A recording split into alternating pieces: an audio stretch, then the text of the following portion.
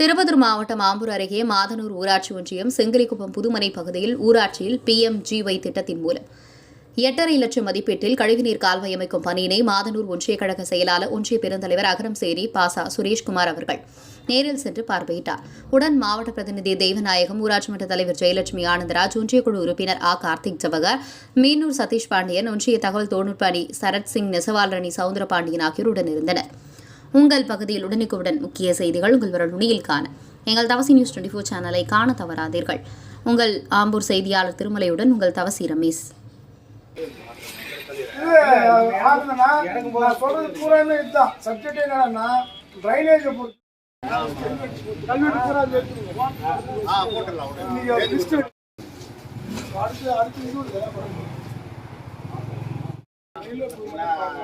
எங்கேயோ நீங்க ஊர்ல யார் எங்க கூடுறாங்களோ கட்டி தர பொறுப்பு இருக்கு.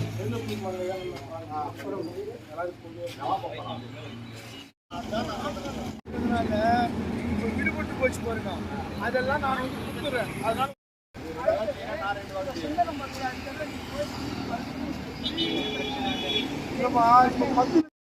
எப்படி கிட்ட